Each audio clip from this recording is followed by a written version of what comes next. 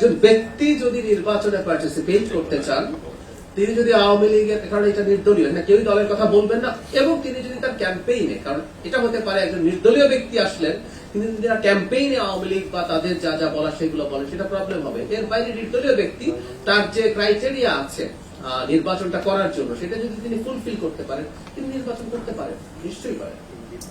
তার যদি দলীয় পোস্ট পজিশন থাকে সেক্ষেত্রে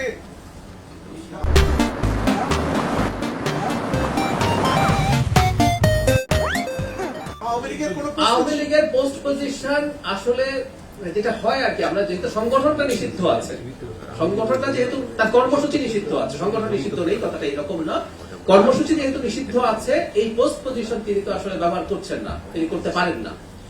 ব্যক্তি হিসাবে যে কেউ যদি ক্রাইটেরিয়া যা আছে সেটা ফুলফিল করতে পারে, তিনি যদি মনে করেন নির্বাচন করবেন, তিনি নির্বাচন করতে পারেন। সরকারের দিক থেকে বাধা দেওয়ার কোনো কারণ নেই এই ব্যাপারে।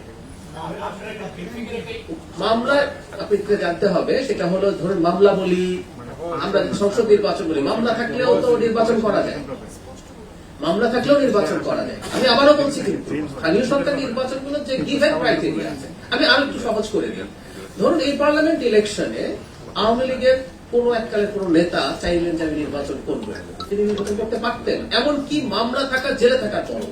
কারণ সংসদ নির্বাচনে বলছে আপনি 2 বছরের দণ্ডপ্রাপ্ত হতে হবে নৈতিক স্খলনজনিত অপরাধ, এর আগ পর্যন্ত আপনি তো নির্বাচনে পার্টিসিপেট করতে পারেন। তো এই সুযোগগুলো তখনও ছিল, এখনো আছে। আমাদের সরকার এই ব্যাপারে কোন রকম করে বাধা তৈরি করতে যাবে না। সমস্যা যেটা হয়তো হয়, যে আমি ইনফর্মালি বলছি, তাদের অনেকে হয়তো মনে করেন যে তারা জনগণের সামনে আবার যাবেন, কেউ কেউ যদি মনে করেন যেতে পারেন, যাবেন, কিন্তু আপনি অনেকেই জনগণের সামনে ভোট চাওয়ার জন্য যেতে হয়তো প্রস্তুত নন, সেজন্যই হয়তো আমরা এত মানুষ দেখছি।